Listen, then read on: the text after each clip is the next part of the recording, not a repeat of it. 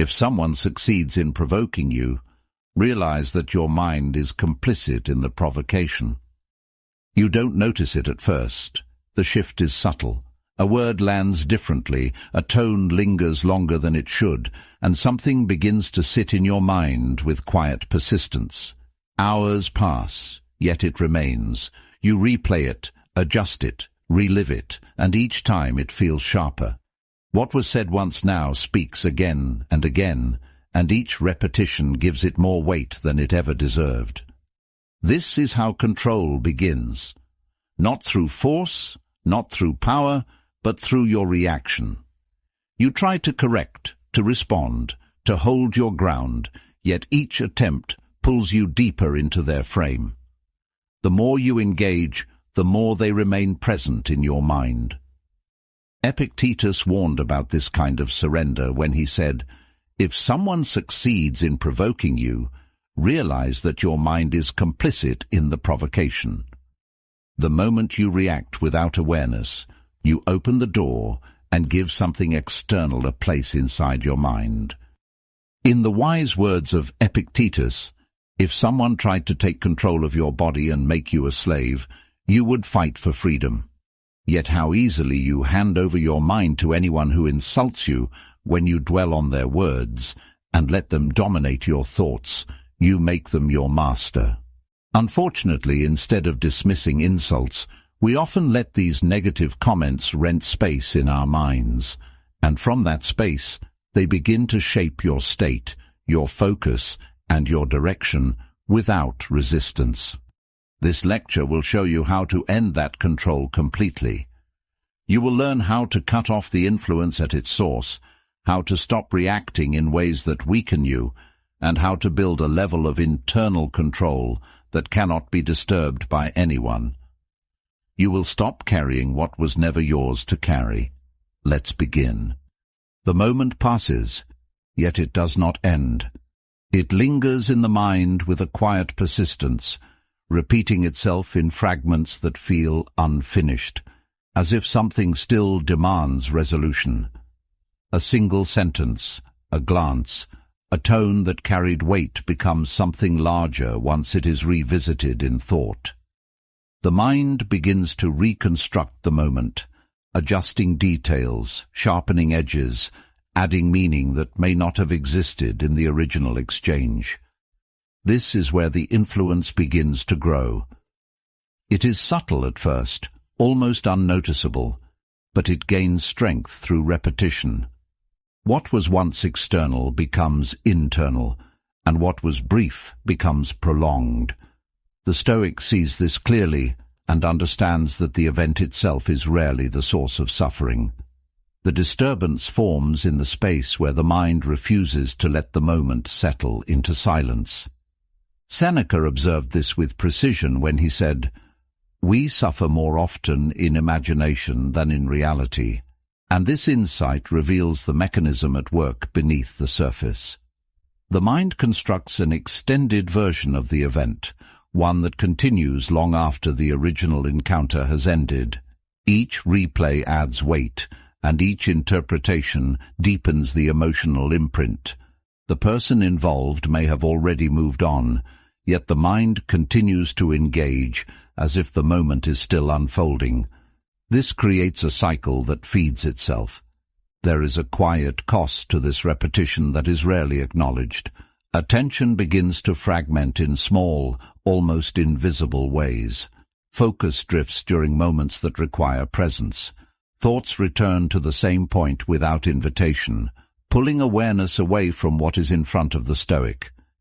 Energy that should be directed toward purpose becomes absorbed in analysis that produces no resolution. This is how influence takes hold. It does not demand attention openly. It occupies space gradually, shaping the internal environment without force. The Stoic becomes aware of this shift and begins to see how easily the mind can be redirected by something that has already passed.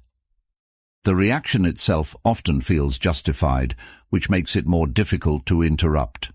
The mind frames the repetition as necessary, as if clarity will emerge through continued examination. There is a belief that understanding the moment fully will remove its weight. In reality, the repetition strengthens the attachment to it. The Stoic begins to recognize this pattern as it forms. There is a point where awareness rises above the reaction and observes it without being consumed by it. This is where control begins to return. The moment is no longer being relived unconsciously, and the cycle begins to weaken. There is also a deeper layer that reveals itself when the Stoic looks closely. The reaction is not only about the external event, it connects to something internal that has been activated. Expectation, ego, past experience, or a sense of identity becomes involved in the response. This is why similar situations can produce very different reactions in different people. The external trigger is only one part of the equation. The internal structure determines how that trigger is received and processed. This is where the work must be done. Epictetus approached this with a clarity that removes illusion when he said, "If you want to improve, be content to be thought foolish and stupid." There is a freedom in this perspective that is often overlooked. The need to defend reputation, to correct perception, or to respond to every slight is what sustains the cycle of engagement. When that need is released, the influence begins to lose its hold. The Stoic no longer feels compelled to respond to every judgment or misunderstanding. There is space where reaction once existed. That space becomes a form of control. The presence of toxic behavior often invites a response that mirrors its intensity. Words sharpen, tone shifts, and the interaction begins to escalate. This escalation feels natural in the moment, yet it carries a cost that extends beyond the exchange. The Stoic sees how quickly a single interaction can alter internal stability. Emotional residue lingers, and the mind continues to engage long after the interaction has ended. This is where discipline becomes essential. The ability to remain steady in the presence of instability preserves clarity and direction. Balthasar Gracian offered a perspective that reframes the presence of difficult people when he wrote, "A wise man gets more use from his enemies than a fool from his friends." This idea shifts attention away from resistance and toward observation. A toxic person becomes a point of study rather than a source of disruption. Their behavior reveals patterns, exposes weaknesses in reaction, and highlights areas where discipline can be strengthened. The Stoic uses these moments as a form of training. Each interaction becomes an opportunity to refine control rather than lose it. There is a growing awareness that influence is not determined by proximity alone. A person can be physically distant and still occupy a significant portion of the mind. The Stoic recognizes that distance must be established internally before it can exist externally. Without this internal separation, physical distance changes very little. The mind continues to return to the same patterns, replaying the same moments, reinforcing the same reactions. True separation begins with the decision to limit the space that others occupy within thought. This decision is not made once. It is reinforced repeatedly through attention and discipline. Each time the mind returns to a past interaction, there is an opportunity to redirect it. This redirection is not forceful. It is deliberate and steady. The Stoic does not suppress thought, but guides it with intention. Over time, the frequency of these returns begins to decrease. The mind becomes less reactive, less attached, and more stable in its focus. This stability creates a foundation that is difficult to disturb. There is a shift that occurs when this discipline is maintained. External behavior begins to lose its ability to provoke internal movement. Words are heard without being absorbed. Actions are observed without being internalized. The Stoic remains present without being drawn into reaction. This does not remove awareness. It refines it. The mind becomes clear, steady, and directed toward what matters. The presence of toxicity no longer dictates the direction of thought or the quality of attention. A reaction rises before it is fully understood. It appears quickly, carrying a charge that feels immediate and justified, as if the moment itself has demanded it. The body responds with tension. The mind sharpens its focus on the source, and attention narrows around what has just occurred. There is a sense that something has been crossed, that a line has been stepped over, and the response begins to form with speed. This moment feels direct and simple, yet it is layered with deeper structure that often goes unnoticed. The Stoic pauses within this rise and observes the movement of the reaction itself. In that pause, a different understanding begins to take shape. The surface of the moment suggests that the cause is external. Words were spoken, tone was delivered, behavior was displayed, and the reaction seems tied directly to those events. Yet there is a deeper mechanism at work beneath that surface. Epictetus captured this with precision when he said, "It's not what happens to you, but how you react to it that matters." This statement redirects attention away from the event and toward the internal response that follows it. The same words can pass through one mind without effect and strike another with force. The difference is not in the words themselves, it is in the structure that receives them. This structure is built over time through experience, belief, expectation, and identity. It forms quietly, shaping how events are interpreted and how meaning is assigned. A comment may connect to a past memory, a perceived slight may touch on insecurity, and a tone may challenge a sense of self. These connections happen quickly, often beneath conscious awareness, yet they carry weight into the reaction that follows. The Stoic learns to see these connections as they arise. Each reaction becomes a signal, pointing toward something that exists within the mind, rather than something imposed from outside. There is a tendency to defend the reaction once it has formed. The mind justifies it, builds reasoning around it, and reinforces its position with internal dialogue that feels convincing. This defense strengthens the attachment to the reaction and makes it more difficult to release. The Stoic does not immediately accept this defense. Instead, there is a willingness to question it, to observe the reaction without fully identifying with it.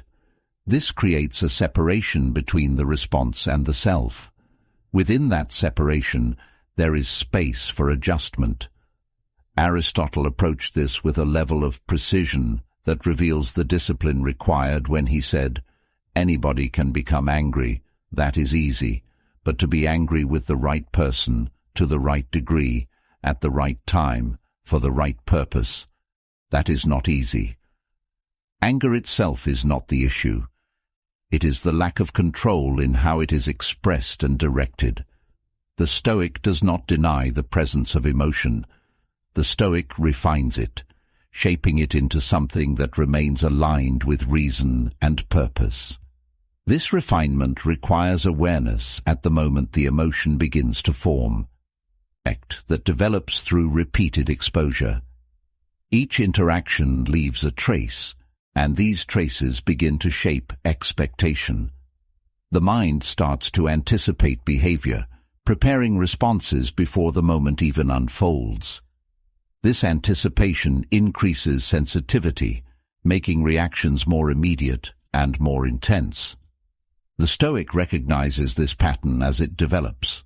Awareness is directed not only at the present moment, but at the build-up that leads into it.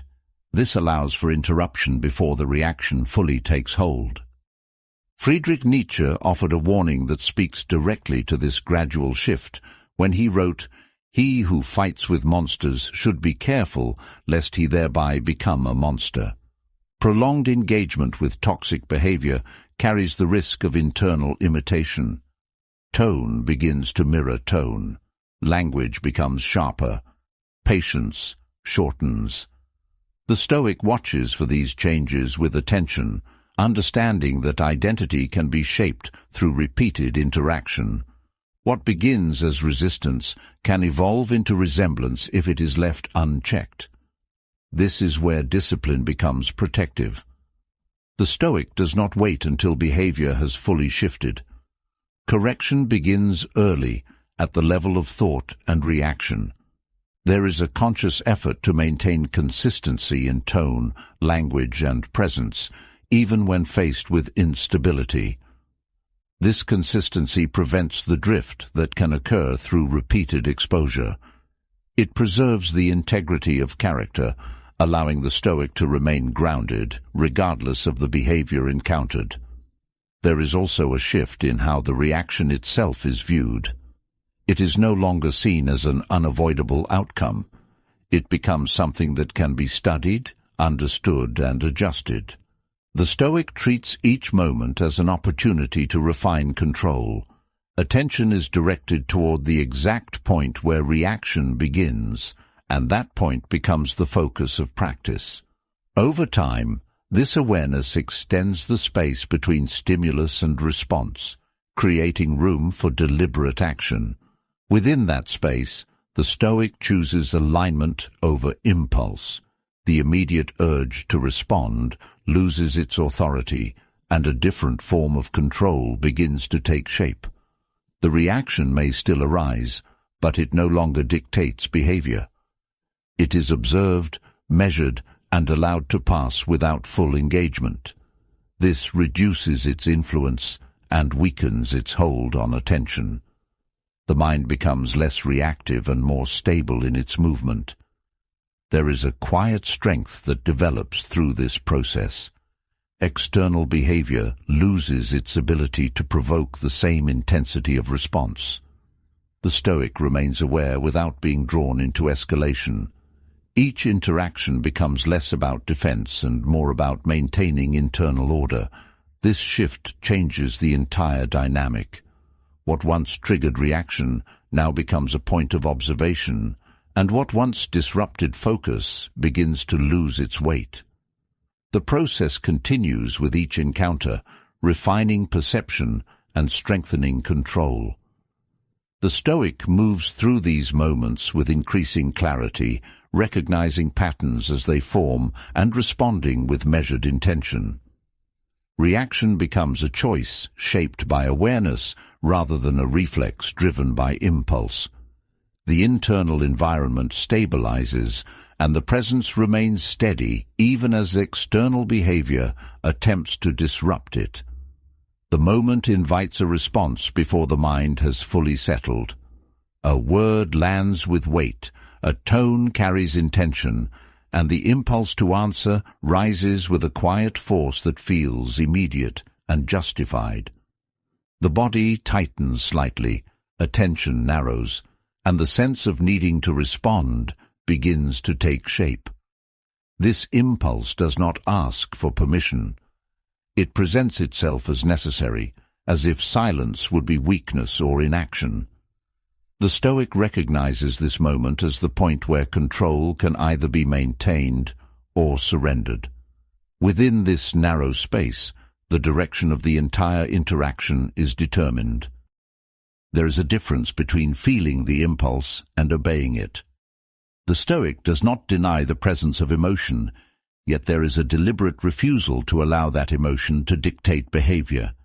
The mind observes the rise of reaction without immediately converting it into action.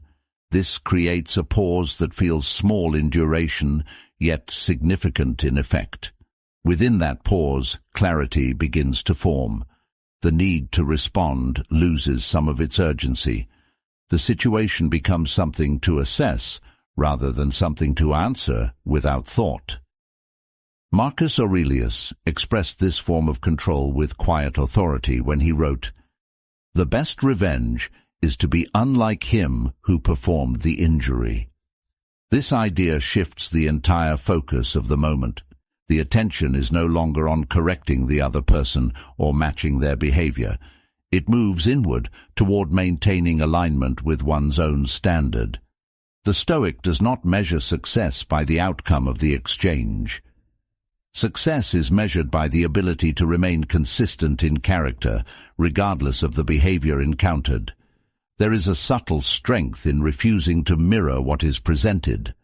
A toxic person often operates through reaction, drawing energy from the responses they provoke.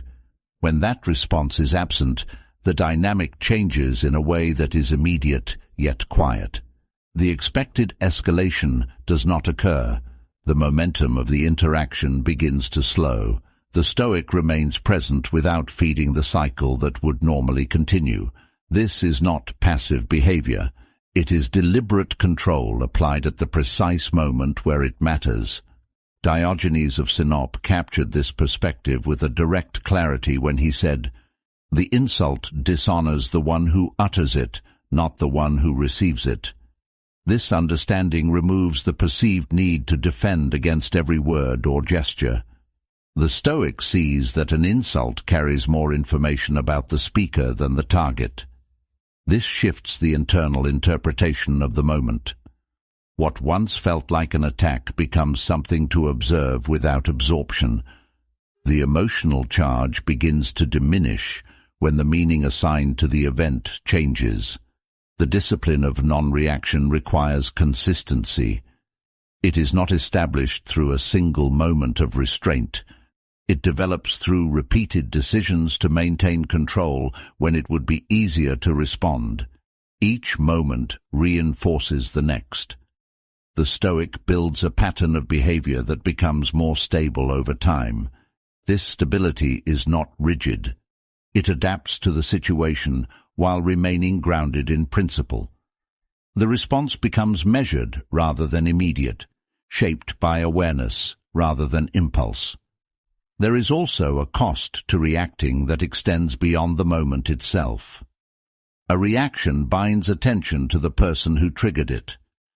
The mind continues to engage, replaying the exchange and refining its position long after the interaction has ended. This prolongs the influence of the event. The Stoic understands that non-reaction limits this extension. By not engaging fully, the mind is less likely to return to the moment repeatedly. Attention remains available for what matters. Publilius Cyrus offered a perspective that reinforces this discipline when he wrote, "He who endures evil patiently is more worthy of praise than he who resists it violently."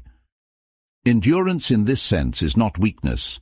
It is control maintained under pressure. The Stoic does not absorb harm without awareness. There is a conscious choice to remain steady, to allow the moment to pass without adding to its intensity.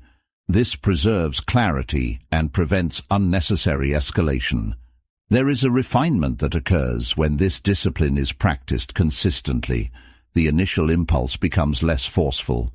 The gap between stimulus and response widens. Within that gap, the Stoic gains more control over direction. The reaction is still present, yet it no longer dominates behavior. It becomes one element within a larger field of awareness. This allows for a response that aligns with intention rather than emotion. Non-reaction also changes how others perceive the interaction. The absence of expected response creates uncertainty for those who rely on reaction. Their patterns lose effectiveness when they do not produce the desired outcome. The Stoic does not need to confront this directly. The shift occurs naturally through consistent behavior. Over time, the dynamic adjusts to the absence of engagement. There is a quiet confidence that develops through this practice. The Stoic no longer feels compelled to prove, defend, or correct in every moment. Presence becomes steady, grounded, and less dependent on external validation. The mind remains clear even when faced with instability. This clarity supports better judgment and more deliberate action when action is required.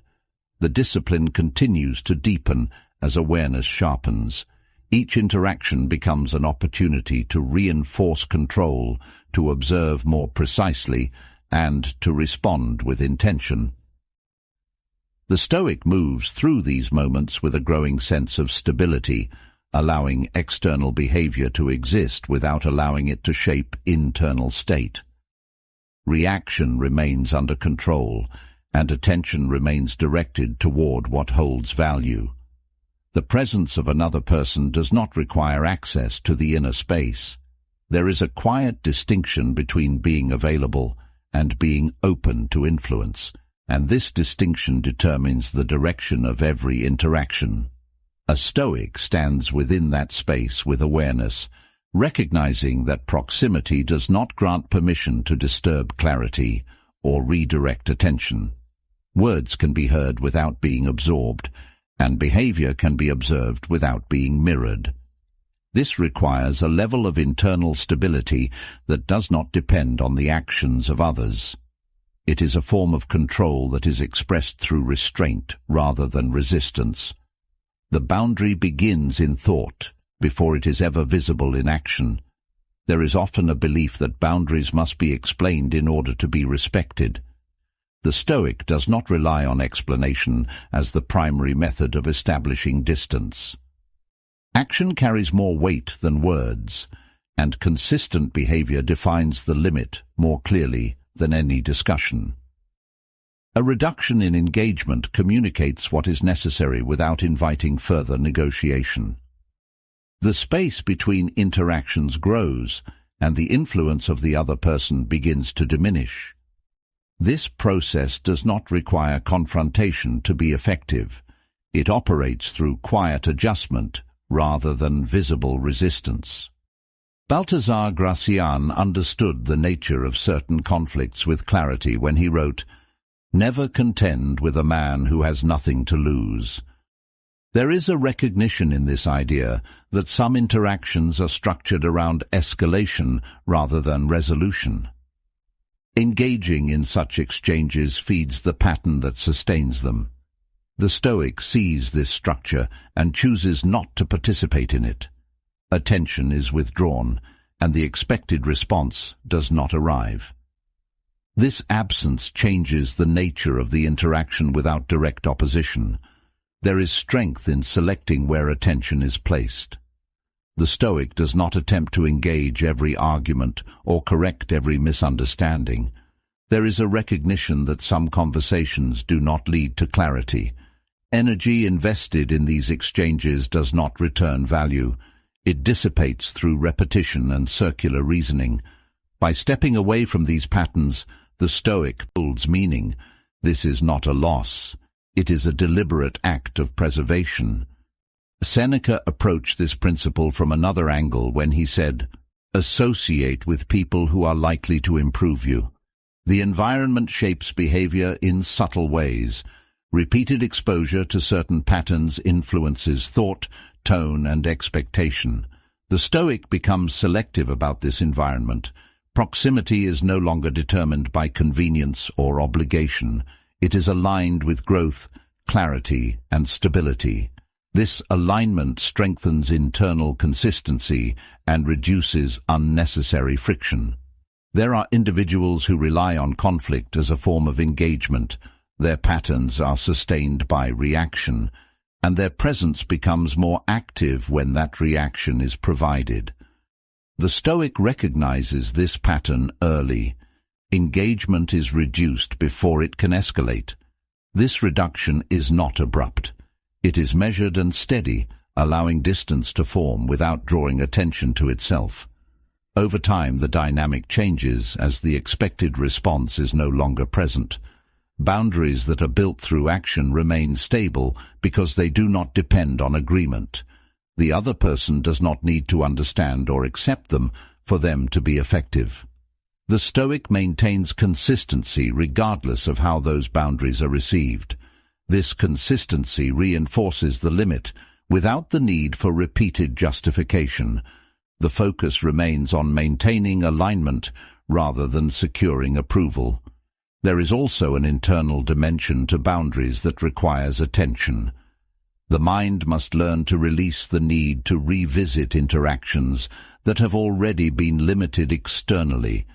Without this internal discipline, the boundary remains incomplete. The Stoic notices when thought returns to past exchanges and redirects it with intention. This prevents the other person from maintaining influence through memory and repetition. The separation becomes both external and internal. There is a quiet refinement that develops through this practice. The Stoic becomes more aware of where attention is directed and how it is used. Interactions become more intentional. Time is allocated with greater care. The presence becomes less reactive and more deliberate. This shift creates a sense of control that is not dependent on the behavior of others. Distance does not require hostility. It exists without the need for negative expression. The Stoic can remain composed while reducing access, maintaining respect without granting influence. This balance preserves dignity while protecting clarity. The interaction remains measured, even as the level of engagement changes. There is a long-term effect that emerges when boundaries are maintained consistently. The patterns that once created disruption lose their ability to reach the same depth. The Stoic remains steady, with attention directed toward what is chosen rather than what is imposed. The environment begins to reflect this shift, as interactions align more closely with intention. The internal state remains grounded, and the direction of thought becomes more focused. The moment is often seen through a layer that does not belong to it. Emotion settles over perception and begins to shape what is noticed, what is ignored, and what is amplified. A tone may feel sharper than it was, a word may carry more weight than intended, and a gesture may be interpreted as something deeper than what is present.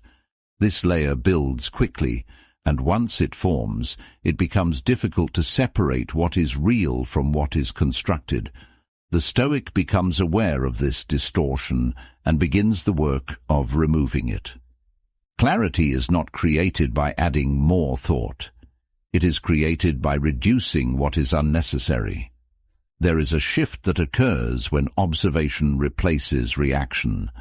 The mind stops rushing toward conclusion and instead remains still long enough to see the full shape of what is happening. Behavior becomes easier to read when it is not filtered through emotion.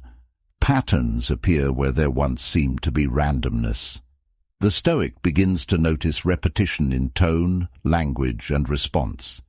These patterns reveal more than any single moment can. They show direction, intent, and consistency over time.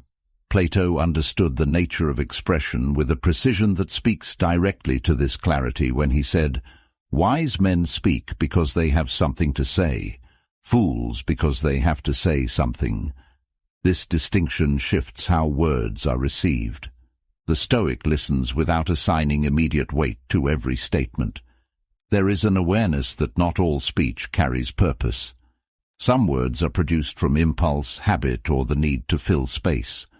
When this is understood, the urge to respond to every statement begins to fade. The removal of emotional interference does not make the Stoic passive. It sharpens perception. The mind becomes more attentive to detail without becoming entangled in it. A change in tone is noticed without being absorbed. A repeated pattern is recognized without being judged prematurely. This creates a form of awareness that is both steady and precise. The Stoic remains present without being pulled into reaction. Heraclitus offered a perspective that anchors this understanding when he said, "Character is destiny." Behavior reveals direction over time. A single moment does not define a person, yet repeated actions form a pattern that becomes difficult to ignore. The Stoic observes this pattern with consistency. There is no need to speculate when behavior provides clear information. This removes uncertainty and replaces it with grounded understanding. There is also a recognition of how quickly situations can escalate when emotion is allowed to guide response. A single reaction invites another. Tone rises, language sharpens, and the interaction begins to move with increasing intensity. The Stoic sees this progression as it begins and chooses not to contribute to it. The absence of reaction slows the movement of the interaction. The moment remains contained rather than expanding into conflict. Homer captured the nature of escalation with a simple clarity when he said, "The blade itself incites to deeds of violence." Once a certain threshold is crossed, the momentum becomes difficult to control. The presence of force invites further force.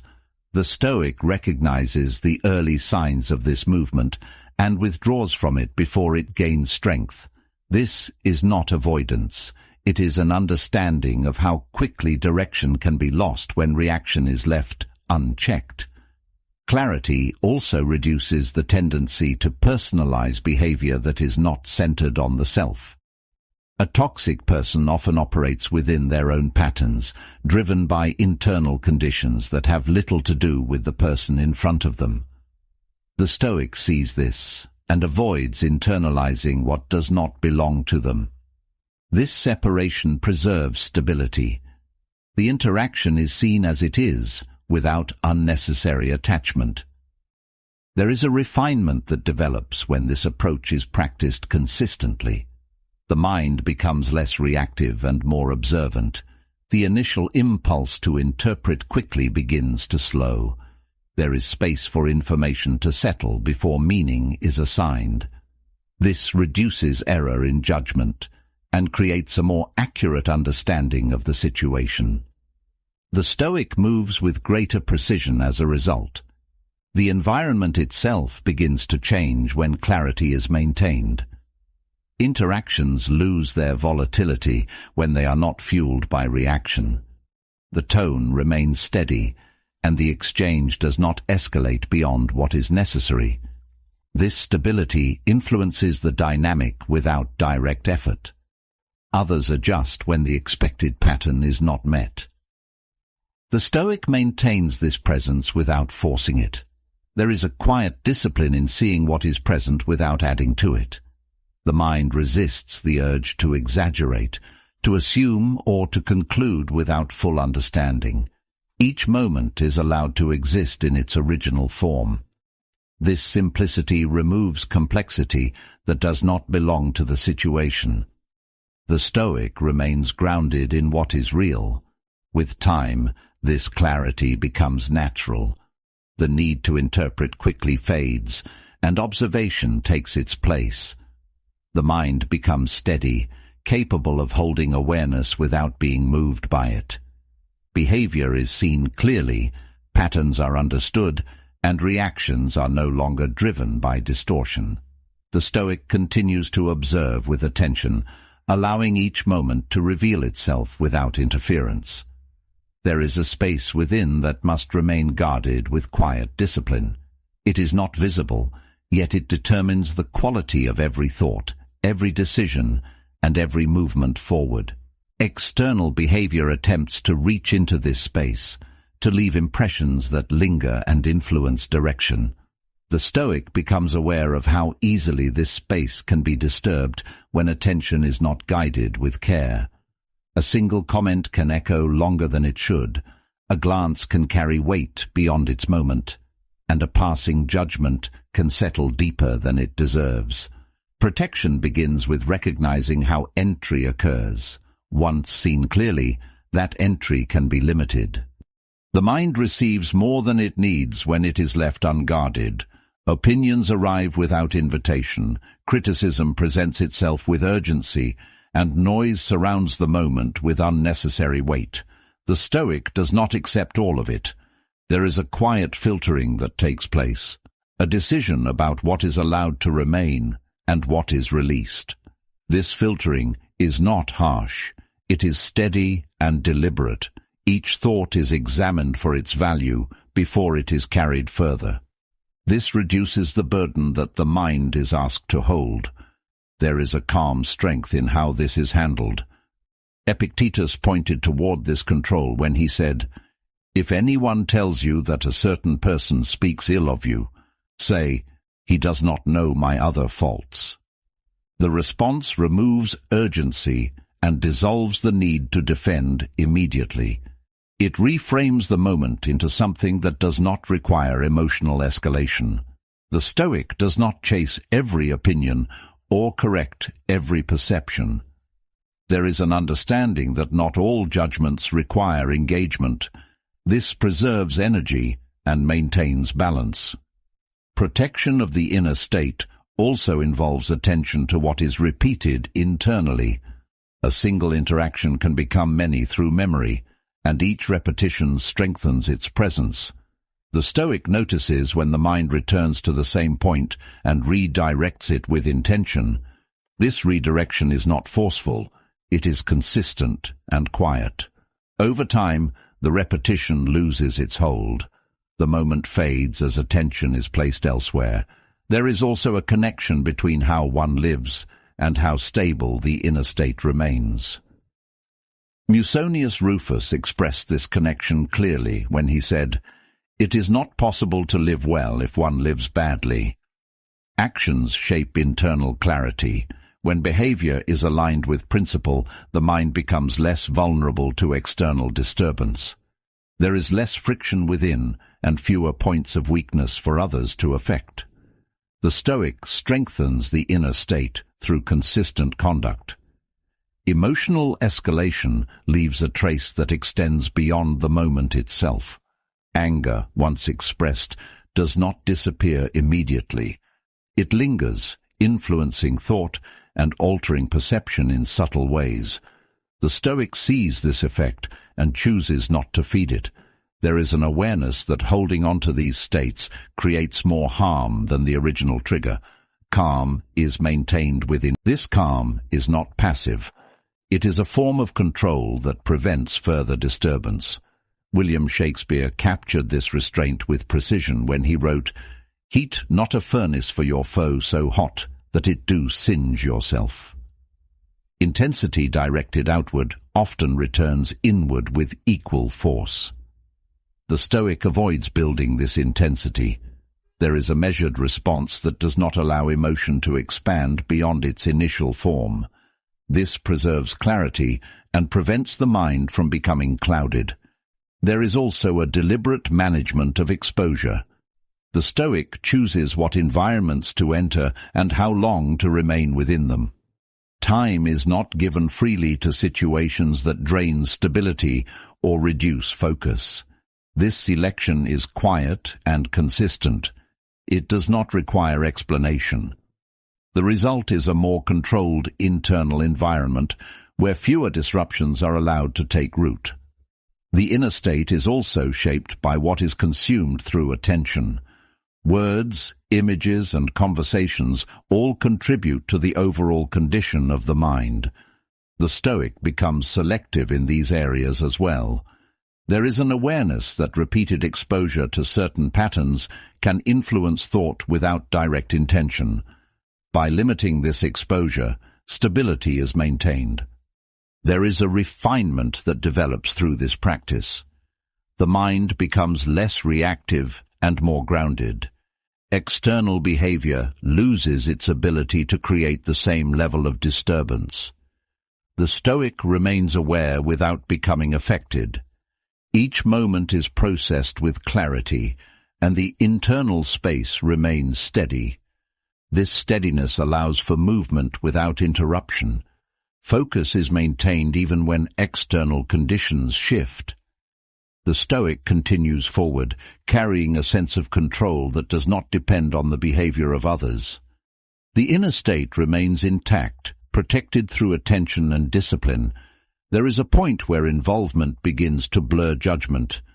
The mind leans forward into the moment, drawn by tone, by tension, by the subtle pressure to respond and correct what feels misaligned. Attention narrows, and the need to engage begins to feel necessary, as if silence would concede ground that should be defended. The Stoic recognizes this pull and does not follow it blindly. There is a quiet step back that occurs within the mind, a shift from immersion to observation. This shift does not remove awareness. It refines it, allowing the moment to be seen with greater clarity. Detachment is often misunderstood as distance without care. The Stoic understands it as presence without entanglement. There is a full awareness of what is being said and done, yet there is no immediate absorption of its emotional weight. The mind remains steady, capable of holding the moment without being moved by it. This steadiness allows for a form of perception that is less distorted. Behavior reveals itself more clearly when it is not filtered through reaction. The Stoic stands within the moment without becoming part of its turbulence. There are moments when conversation shifts from reason to something less grounded. Tone changes, language becomes sharper, and intention begins to drift away from clarity. Socrates observed this transition with precision when he said, "When the debate is lost, slander becomes the tool of the loser." The Stoic recognizes this shift as it happens. Engagement is no longer driven by the need to win or correct. There is an understanding that the direction of the exchange has already changed. The value of continued involvement is reassessed without urgency. Detachment allows for a different kind of response. There is no rush to answer every statement or challenge every claim. The Stoic remains aware of the direction of the interaction and chooses whether participation is still aligned with purpose.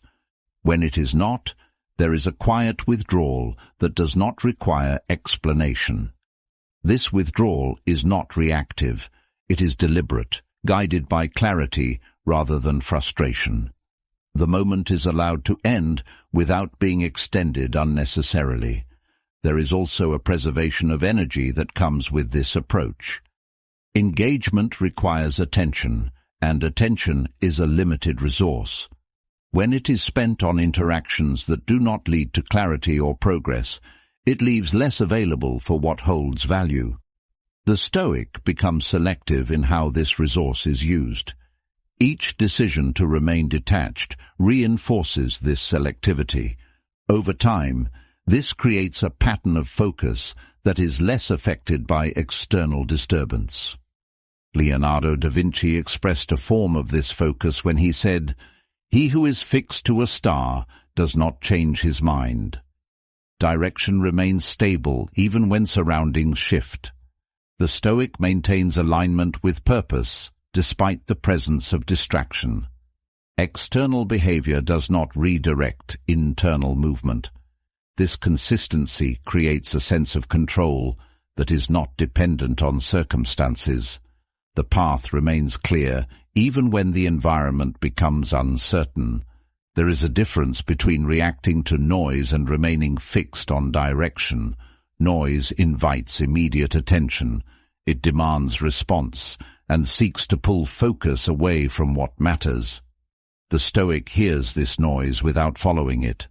Attention remains anchored, guided by intention rather than impulse. This anchoring prevents the mind from drifting toward every external stimulus. It creates a steady line of movement that continues regardless of interruption. Detachment also protects identity. Repeated engagement with unstable behavior can begin to shape tone, language, and perception. Without awareness, a person begins to reflect what they are exposed to. The Stoic observes this possibility and maintains distance where needed. There is a conscious effort to preserve consistency in how one thinks and responds. This consistency prevents gradual change that may go unnoticed until it is established. There is a calm that develops through this practice. The Stoic becomes less affected by fluctuations in external behavior. Words lose their urgency. Actions lose their ability to provoke immediate response. The mind remains steady, capable of holding awareness without being drawn into reaction. This calm is not passive.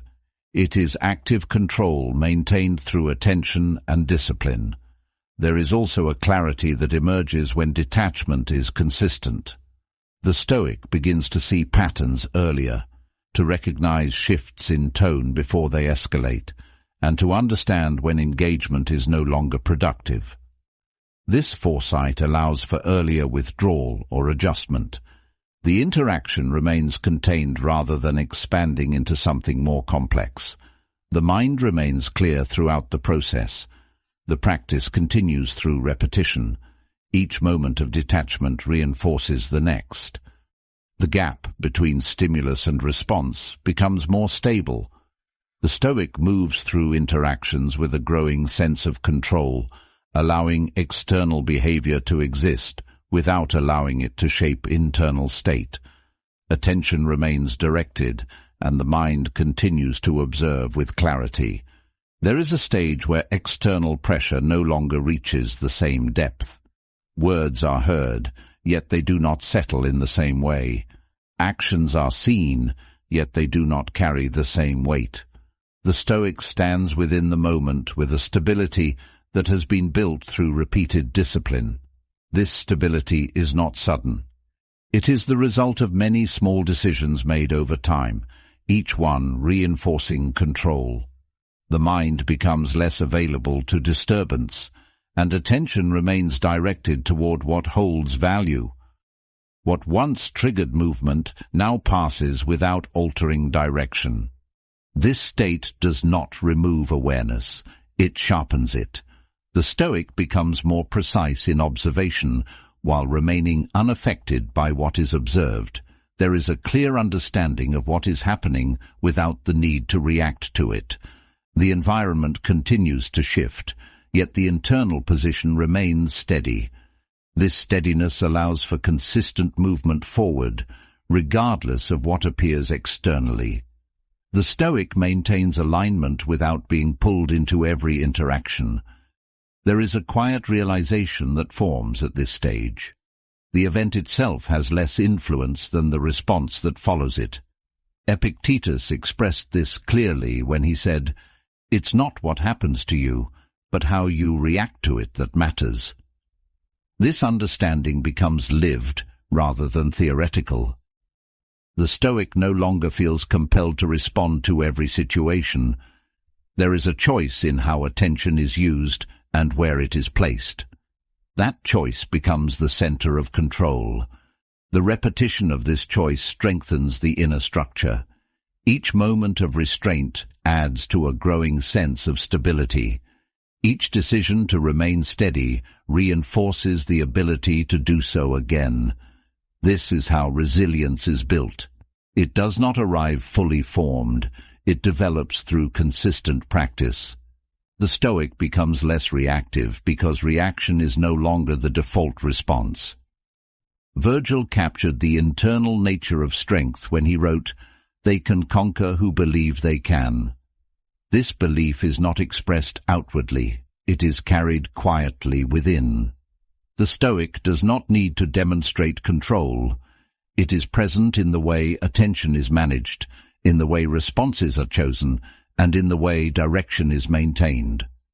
This internal confidence supports continued movement without hesitation. There is also a refinement in how energy is used. The Stoic does not spend attention on every external stimulus. There is a selection that takes place, a quiet decision about what deserves focus and what does not. This selection preserves clarity. It prevents the mind from becoming scattered. Attention remains concentrated, allowing for deeper engagement with what matters. Consistency plays a central role in maintaining this state. A single moment of control is not enough to establish stability. It must be repeated until it becomes natural. The Stoic returns to this discipline in each interaction, reinforcing it through action. Over time, the effort required begins to decrease. The response becomes more automatic, shaped by practice rather than impulse. William Shakespeare expressed the importance of alignment with clarity when he wrote, "This, above all, to thine own self be true." The Stoic remains aligned with this principle. External behavior does not shift internal standards. There is a consistency in thought and action that remains stable across situations. This consistency strengthens identity and reduces internal conflict. There is a noticeable change in how interactions unfold when this state is maintained. The absence of reaction alters the dynamic. Others may attempt to provoke or influence, yet the expected response does not appear. The Stoic remains present without engaging unnecessarily. This creates a form of quiet authority that does not rely on force or argument. The internal environment becomes more stable as this practice continues. Thoughts move with greater clarity. Emotions rise and pass without dominating attention. The Stoic maintains control without suppressing awareness. This balance allows for movement that is both steady and responsive when necessary. There is a sense of continuity that develops through this discipline. The Stoic moves from one moment to the next without